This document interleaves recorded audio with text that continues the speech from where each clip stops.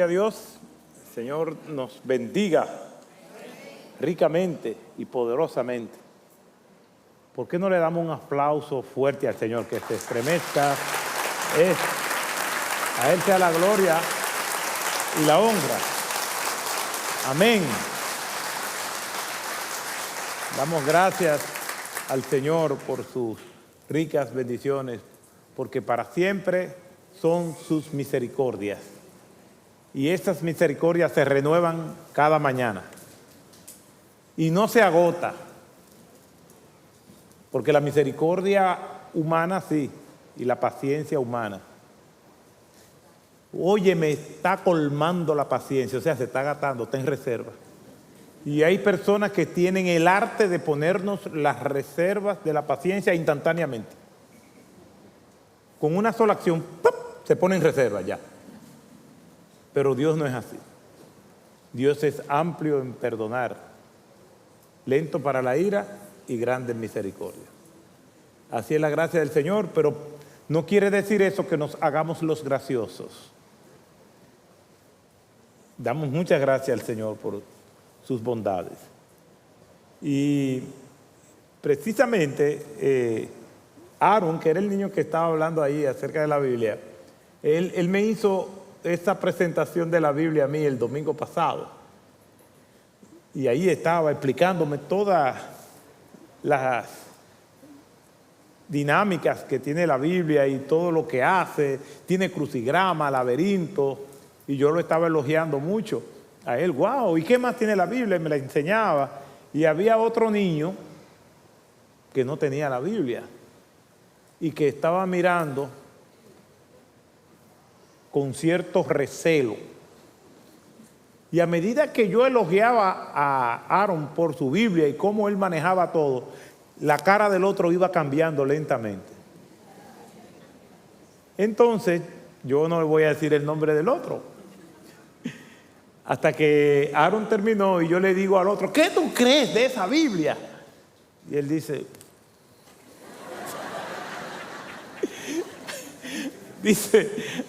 a mí me ponen video en mi casa, ¿qué mejor? Y se fue de ahí. Ay, Dios. Créanle a la Biblia cuando dice que nacemos pecadores. Pero Dios es amplio en perdonar. A mí me ponen video, ¿qué mejor que eso? Oiga esto, mejor que la Biblia. Hermanos, esa es la bendición de congregarnos. Y estamos hablando y reflexionando en este tema. No porque yo vea que haya una deficiencia en congregarnos. Yo creo que por la gracia del Señor, el Señor nos ha bendecido con una iglesia donde es bueno estar aquí y donde nos reunimos con entusiasmo. Como dice el Salmo 122:1, yo me alegré con lo que me decían, a la casa de Jehová iremos. Yo creo que Dios se ha complacido en bendecirnos. Esto no quiere decir entonces que no prediquemos de esto, porque manejamos dos tipos de conceptos para lo que es la disciplina eclesiástica.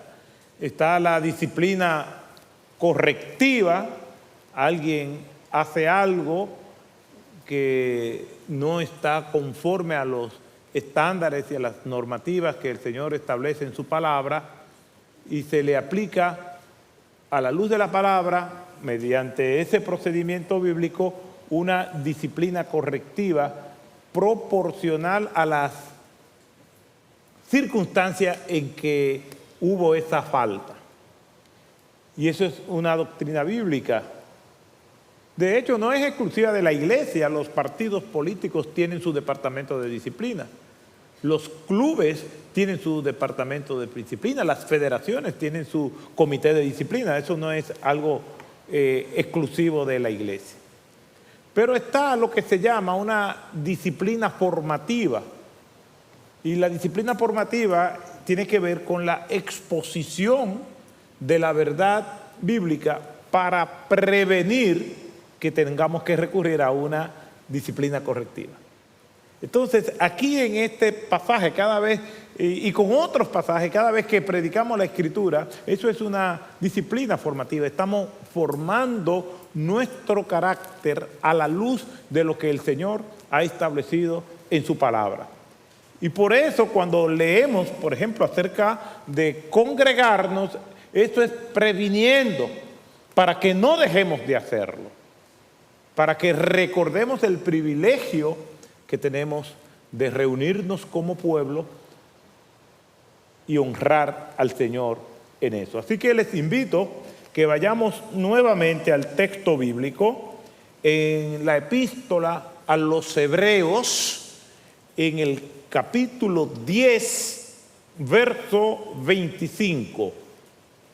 Hebreos 10, 25, y la Escritura dice de la siguiente manera: no dejando de congregarnos como algunos tienen por costumbre. No dejando de congregarnos como algunos tienen por costumbre. Eso es lo primero que nosotros estamos viendo, pero vamos a seguir ahondando en el pasaje. ¿Por qué? Porque la exhortación sigue, sino exhortándonos unos a otros y mucho más al ver que aquel día se acerca, sino exhortándonos unos a otros al ver que aquel día se acerca. El Señor traiga bendición a la exposición de su palabra, en el nombre de Jesús. El domingo pasado estuvimos viendo esta exhortación. No es la primera vez que yo predico de este texto. Cada cierto tiempo, pues yo vuelvo y predico este texto, y nosotros tenemos que predicar todo el consejo de Dios. Eso le dijo el apóstol Pablo cuando se estaba despidiendo de los pastores de Éfeso y se reunieron en la ciudad portuaria de Mileto. Y entre las cosas que le decía el apóstol Pablo, en Hechos capítulo 20, desde el versículo 17 en adelante, le decía: nunca rehusé predicarles a ustedes todo el consejo de Dios. Y todo el consejo de Dios comienza en Génesis y termina en Apocalipsis. Es predicar toda la Escritura. ¿Por qué? Porque bien dice 2 Timoteo 3:16 que toda Escritura es inspirada por Dios y es útil para enseñar, para redarguir, para corregir y para instruir en justicia. Versículo 17, a fin de que el hombre de Dios sea perfecto, enteramente preparado para toda buena obra. Entonces, siempre tenemos que estar recurriendo a estos principios bíblicos y recordándonos. Tenemos que ser recurrentes en esto. Y por eso, una vez más, vamos a este pasaje que algunos de ustedes conocen muy bien. Y la semana pasada estuvimos viendo que este versículo es una exhortación para todo creyente. Fue lo primero que vimos. Es una exhortación no para unos, no para otros. El mismo escritor, porque la epístola es anónima, él se incluye, no dejando de congregarnos, hasta él que está siendo inspirado para exhortar a la iglesia, a los creyentes, sobre la importancia de congregarnos. Él mismo, a pesar de tener la inspiración por el Espíritu Santo y ser el instrumento que Dios está usando para dar esa exhortación, el Espíritu Santo no lo excluye, sino que lo lleva a involucrarse en aquellos que también necesitan recordar esto. Cuando nosotros predicamos el Evangelio, en este caso que lo tengo que hacer con frecuencia desde un púlpito o en distintos contextos, yo me incluyo. Esta exhortación es para mí. Yo no puedo decir, ustedes no deben dejar de congregarse. No, es exhortación para mí. El que esté firme, mire que no caiga en cualquier área de la vida. Nosotros también somos los primeros en predicarnos el mensaje de las Escrituras, del mensaje que nosotros encontramos. Para cada creyente, el pastor también es oveja y él necesita ser exhortado. Y es una exhortación para todo creyente. Y hoy estamos entonces nuevamente en el texto y podemos encontrar otras aplicaciones que el texto tiene. Y la segunda que nosotros vamos a ver es que esto es una mala práctica que debemos resistir. Y si nosotros seguimos con el bosquejo natural que hemos propuesto, en tercer lugar vamos a ver que congregarse es un medio para que nosotros podamos crecer juntos. En cuarto lugar, es un recordatorio del futuro cristiano. Quinto, una muestra visible de nuestra fe. Y sexto, una oportunidad para la adoración pública y colectiva. Entonces, ya vimos la semana pasada que era una exhortación, es una exhortación para todo cristiano, para todo creyente, para todo discípulo de Cristo. Es importante.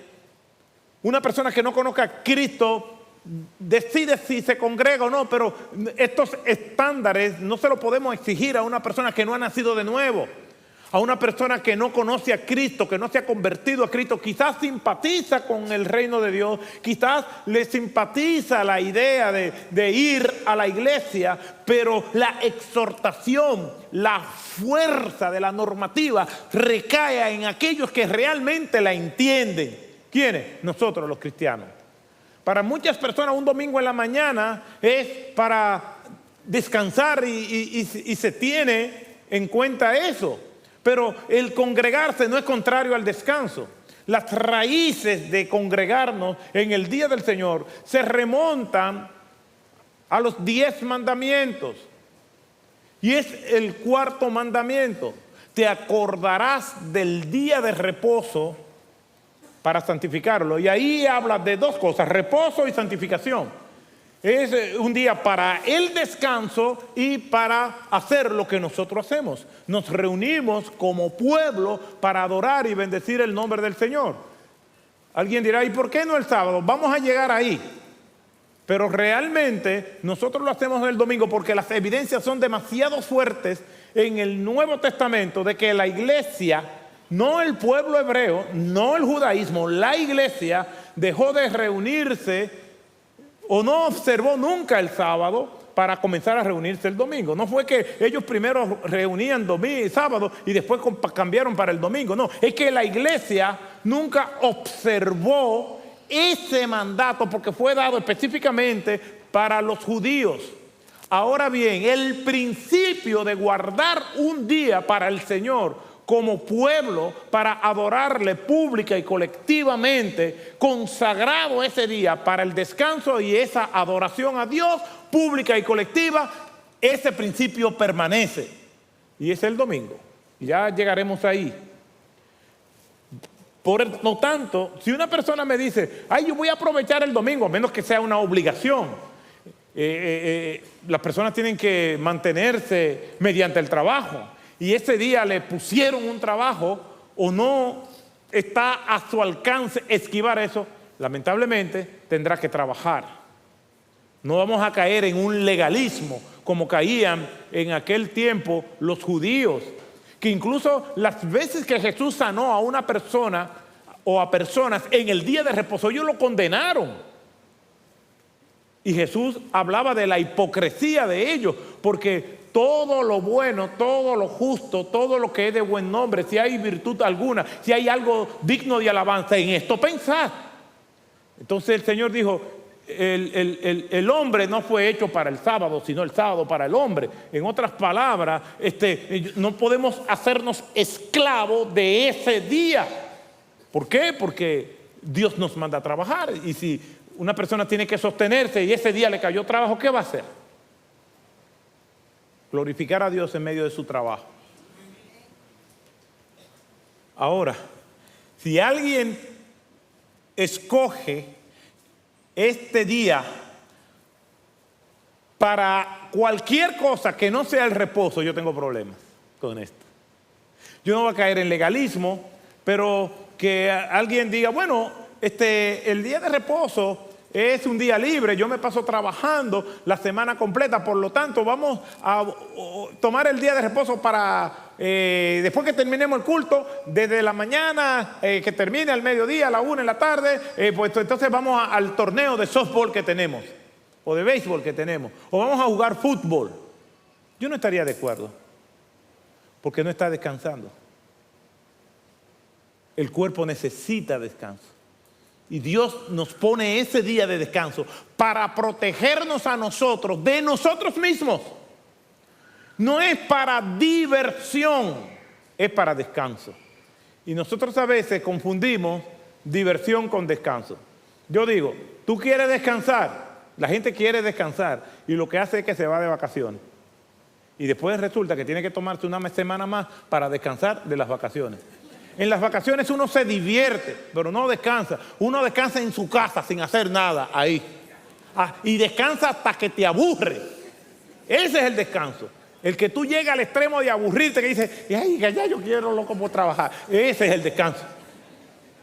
Pero a veces confundimos, no es que está mal irse de viaje, pero a veces uno viene que le suena todo, menos el radio después que viene de viaje. ¿Por qué? Porque realmente uno no está descansando, uno se está divirtiendo, está conociendo nuevos ambientes, está bien y me encanta, pero son dos cosas diferentes. El domingo, el día del Señor, que es para adorarle pública y colectivamente, también es para el descanso. Así que maridos, saliendo de aquí, lleven a sus esposas y a sus hijos a comer a los mejores restaurantes y olvídese de eso. Aunque después sea el lloro y el crujir de dientes. No me aplica a mí, por supuesto, porque... Pero es el no congregarnos, como estamos viendo hoy, y en segundo lugar, es una mala práctica de algunos, no de la mayoría. Fíjense que el texto dice... no dejando de congregarnos, como algunos ya tienen por costumbre. Se volvió habitual en ellos el no congregarse. Y lo peor que le puede pasar a una persona que se congregaba y ahora no se congregue es que se sienta bien sin congregarse. El peor castigo que puede venir es que te sientas bien haciendo lo malo. Que no te sientas incómodo por desafiar abiertamente a Dios. Eso es lo peor que le puede pasar a una persona. Si ese día yo no digo, no voy a la iglesia, no me voy a congregar, no tengo ninguna causa justificable, ya hablamos de que si hay razones justificables, está enfermo, está de viaje, tiene trabajo, eso se puede justificar. Le pusieron un examen ese día, ¿se entiende? Pero hay personas que se quedan en sus casas sin ninguna razón. Lo extraño es que dicen que son cristianos. No eres. Si ya te está habituando a aquello que Dios ordena que se haga o que no se haga. ¿Cómo puedes vivir sabiendo que está en desobediencia permanente a Dios?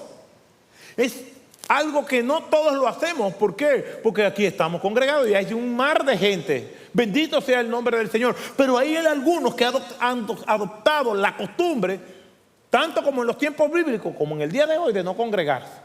Y eso es una práctica que tenemos que resistir.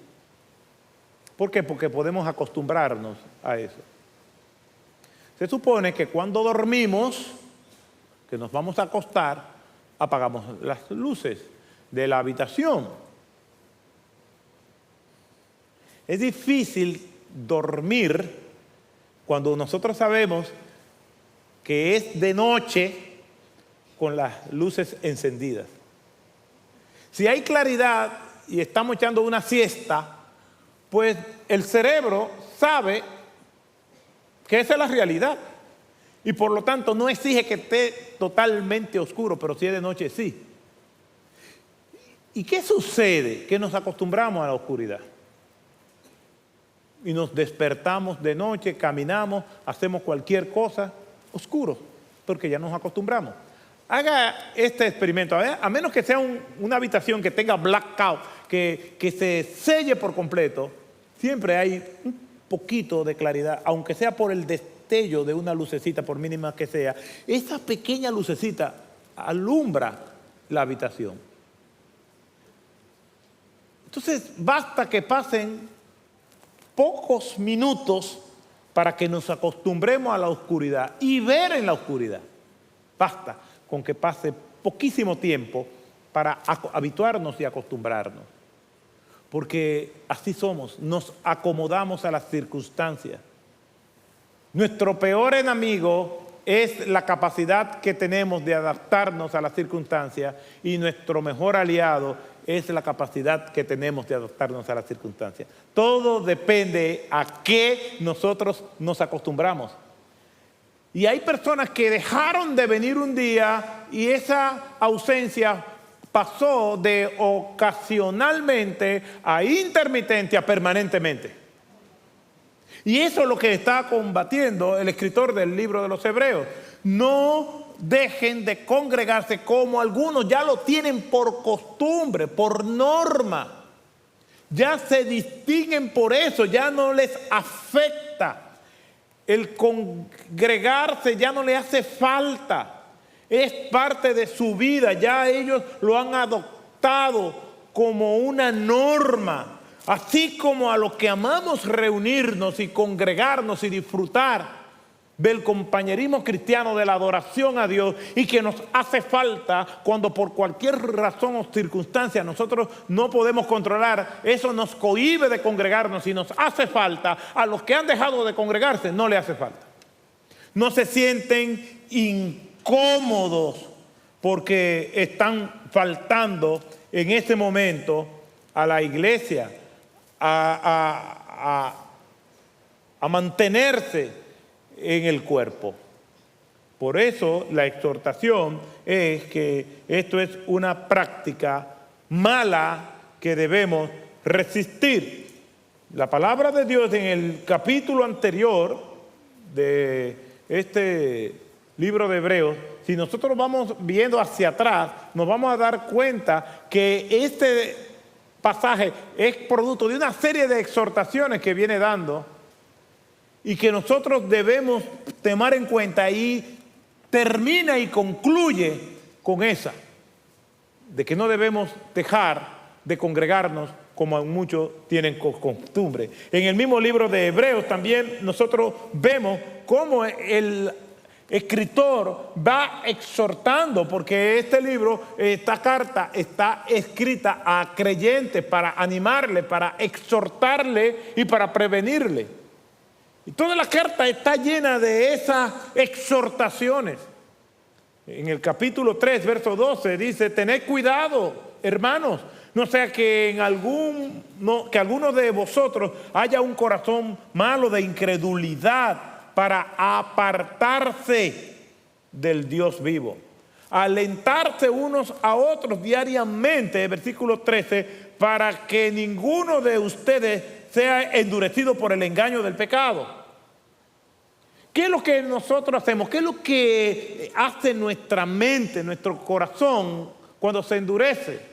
Es que busca razones para justificar mi falta. No me estoy congregando cuando alguien me confronta. No te estoy viendo, no te está congregando. ¿Qué está pasando? La tendencia que tienen algunas personas es comenzar a decir las razones por las cuales no se congrega. Es que la iglesia ya me queda muy lejos. Antes, cuando estaba cerca de casa, era más fácil. Y lo mismo que dije el domingo pasado, lo digo hoy. El cielo es más lejos y usted quiere ir. Pues entonces, si no, la distancia no te favorece, pues búscate otro lugar donde tú congregarte, y congrégate allí, y adora al Señor allí, y sirve al Señor allí, y canaliza tus dones allí, y exponte a la confraternidad cristiana, al compañerismo cristiano. Ejerce tu ministerio allí. Si hay algo que en este país hay, es iglesia.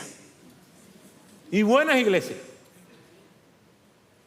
Hay lugares donde las personas no tienen muchas opciones. ¿Y dónde voy? Conozco hermanos que se van de viaje a otro país a vivir y realmente se les hace difícil. Donde no hay literalmente una iglesia donde ellos están viviendo. Es difícil ahí. ¿Dónde se van a congregar? Es en esas ocasiones que yo justifico la bendición de la virtualidad. ¿Por qué? Porque las personas, al no tener ningún lugar, no hay una iglesia cerca por ningún sitio, lo único que se consuelan es que por lo menos pueden conectarse, adorar al Señor, recibir la palabra y se alimentan aunque sea de manera virtual. Un abrazo y una bendición para cada uno de ustedes, hermanos, que nos están viendo virtualmente. Que el Señor les bendiga ricamente.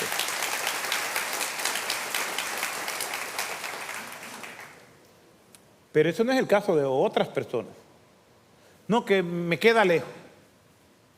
No, que yo no voy a la iglesia porque me hicieron tal cosa.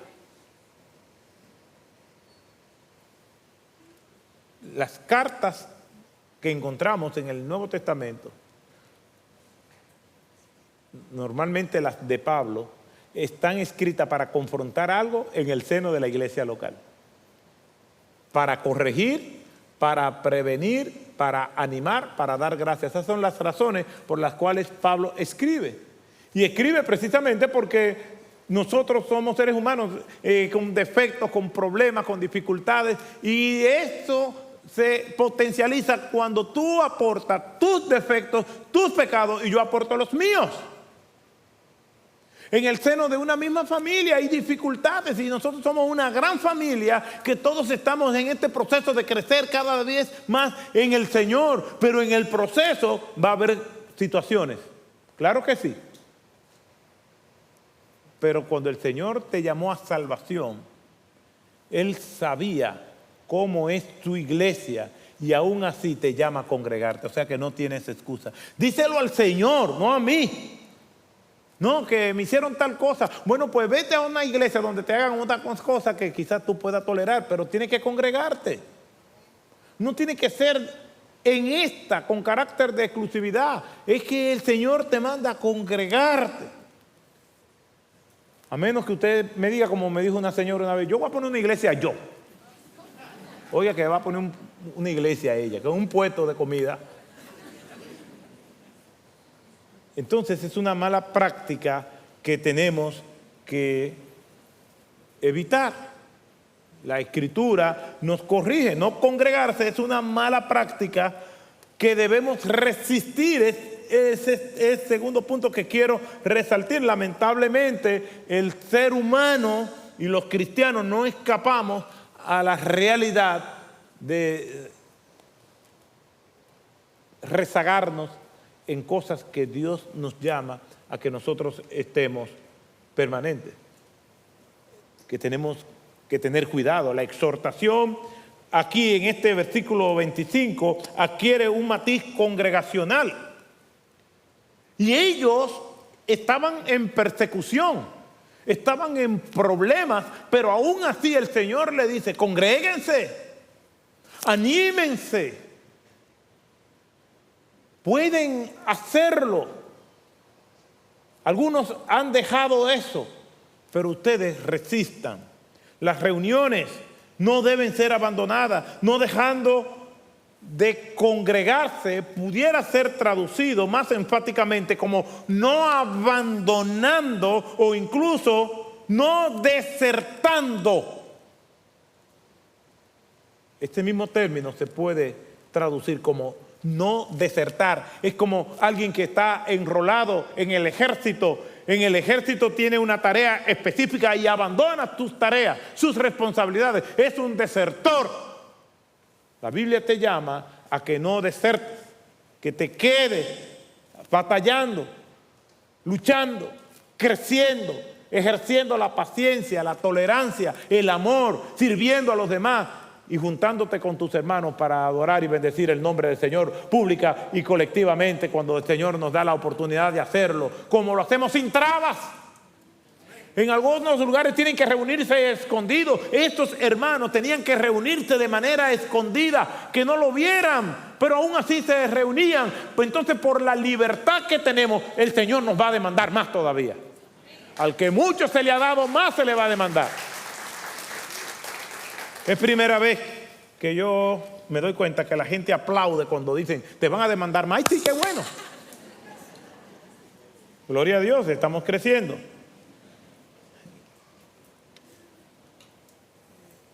No debemos desertar. Ese mismo verbo lo utiliza el apóstol Pablo para referirse a quienes lo habían abandonado cuando era juzgado y lo habían dejado solo. Todos me han abandonado, todos han desertado, dice Pablo. Dejaron su lugar.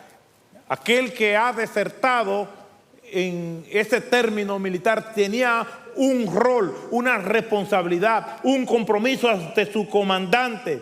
El que ha dejado de congregarnos está dejando el lugar que Dios destinó para él. Como nosotros estudiábamos hace algunos meses o algunas semanas sobre Efesios 2, versículo 10, que nosotros somos nueva creación en Cristo Jesús. Y el Señor nos ha creado, somos su obra maestra para que nosotros andemos en las buenas obras.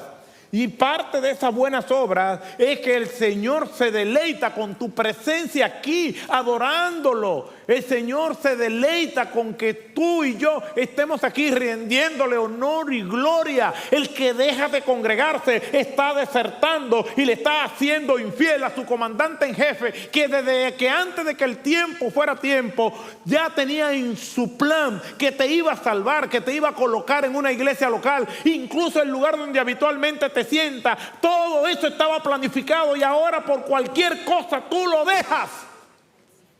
Fíjate todo lo que está en juego. Esa mala práctica tienes que dejarla y venir a reunirte con el rebaño, con el pueblo del Señor y adorarlo y serle fiel a esto para edificar tu vida, para edificar tu alma y para que el Señor se sienta complacido y para que las bendiciones que Él te ha dado no las estés pisoteando. Esa es una mala práctica que hay que dejar. Algunos creyentes a los cuales el apóstol Pablo está aludiendo ya tenían eso por costumbre.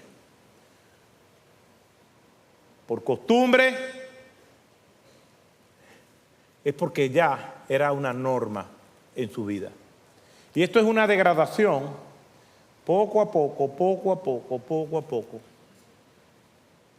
El camino de la negación a Dios no es de un día para otro. En Pedro comenzó ese camino de la negación. Antes de que Pedro negara a Cristo, ya él estaba dando pasos para hacerlo. Si todos ellos se escandalizan de ti, yo no lo voy a hacer. Saca su espada para enfrentar a los que van a arrestar a Cristo, apoyándose en su propia prudencia. No quiso que Jesús le lavara los pies. Negó a Jesús con maldiciones y cada una de las negaciones fueron más intensas que otras. Nadie se aparta de un día para otro. Es venir aclimatándose. Usted pone una rana en agua hervida y la tira, ella salta en agua hirviendo. Tú la colocas y ella salta. Pero si la pone en agua a temperatura ambiente y a fuego lento, muere ahí. El diablo tiene una olla a fuego lento para cada uno de nosotros. Tiene un plan. El ladrón viene para hurtar, matar y destruir. Pero yo he venido para que tengan vida y vida en abundancia. Yo quisiera compartir algo que ya creo que muchos de ustedes saben, y es una enfermedad, una patología que todo creyente auténtico es vulnerable, no somos invulnerables. Y tiene una serie de síntomas. Se le puede llamar congrenesia. La palabra amnesia es una palabra griega compuesta por el prefijo a, que significa sin, y nesia, olvidar, sin olvido. Eso es lo que significa amnesia en griego. Y congrenesia es olvidar, congregarse. Y tiene varios síntomas.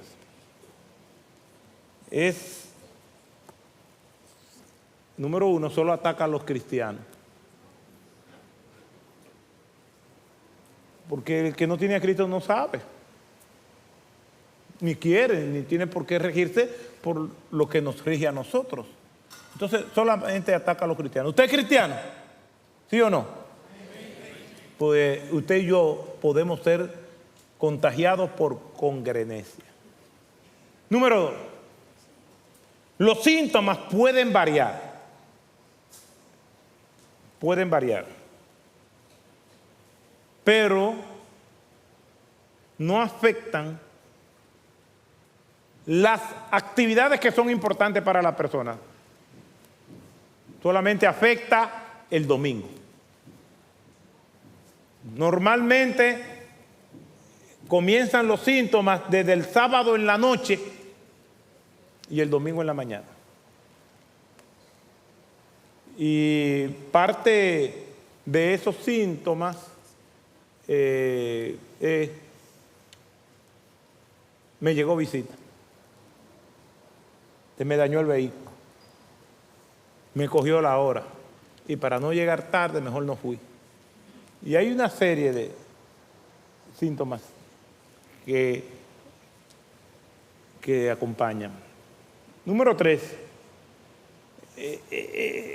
Esa enfermedad no es permanente, solamente ataca como 3 horas. Después que pasó el culto, ya se fue. Y la persona que tenía la migraña o que le llegó visita, las visitas nunca llegan por la tarde, llegan por la mañana.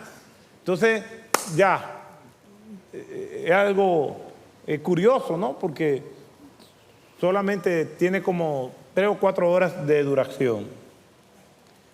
Número 4, esto puede repetirse y son unos síntomas que aparecen semanalmente y se extienden por los miércoles y los viernes. El síntoma detecta toda oportunidad de congregarse, miércoles en la noche, viernes en la noche en la célula, o jueves según el día de la célula, y domingo en la mañana, que es donde se torna más letal. Pero el resto de la semana, en horas que no son de culto, normalmente la persona está muy bien y llena de energía. Cuidado, es contagioso. Y las personas que tienen congrenesia dicen, yo no voy a la iglesia, pero es porque tú no sabes muchas cosas. Y el que está primero en el blanco, es el pastor. Bueno, no sé cómo le dicen blanco, porque yo soy negro, pero así se dice. Pero muchas de las causas por las cuales las personas no se congregan es por el pastor. Entonces contagian a otros. Por eso el chisme y la murmuración son tan malos en cualquier colectivo de personas. ¿Por qué? Porque las personas hablan mal del otro sin que el otro esté, no le dan la oportunidad de defenderse, y no solamente eso, sino que prejuician y predisponen al que está escuchando. No crea nada simplemente porque alguien le dijo. Incluso son tan sutiles algunos que dicen, mira, yo te voy a decir esto, pero yo no quiero que tú vayas a creer que yo soy un chismoso. Claro que lo voy a creer. Mira, yo te voy a decir esto, pero no se lo diga a él, porque yo no quiero problema. Entonces, ¿para qué me lo dices? Entonces, tenemos que mantener siempre esa integridad. Entonces, esto puede ser contagioso. Otro síntoma es que casi siempre el que padece esta condición cree que no es grave. No, pero yo me he pasado la vida entera yendo a la iglesia, que yo falte un día, eso no es nada. Yo nunca he robado en mi vida, un día que yo robe no es nada. ¿Y quién puede ser más exigente, Dios o un juez? Dios exige más. Entonces, siempre lo tomamos a la ligera. 7. Normalmente la persona contagiada no busca ayuda.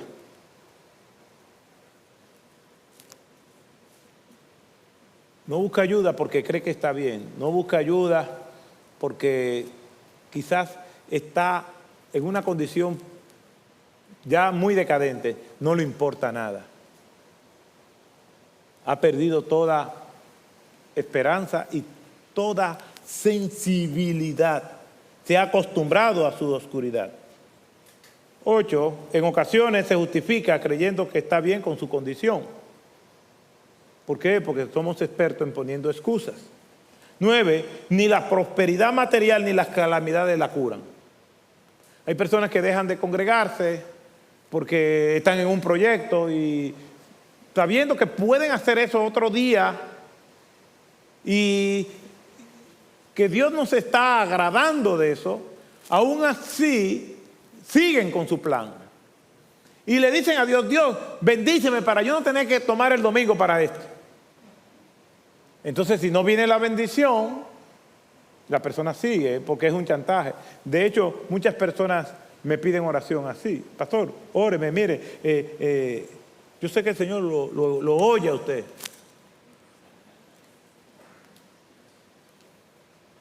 Hermanos, no posponga nunca su deber con Dios, porque primero está esperando que Dios haga algo para que entonces usted pueda hacer. Si Dios me ayuda, yo te voy a dar esto. Eso es un chantaje a Dios. Dios no necesita nada de nosotros. Nosotros simplemente tenemos que ser fieles a Dios. Y la mayor bendición que nosotros podemos recibir de Dios es la oportunidad y la gracia que Dios nos da de ser obedientes. Todo lo demás vendrá por añadidura en el tiempo que Él quiera. Mas buscar primeramente el reino de Dios y su justicia, y todo lo demás vendrá por añadidura.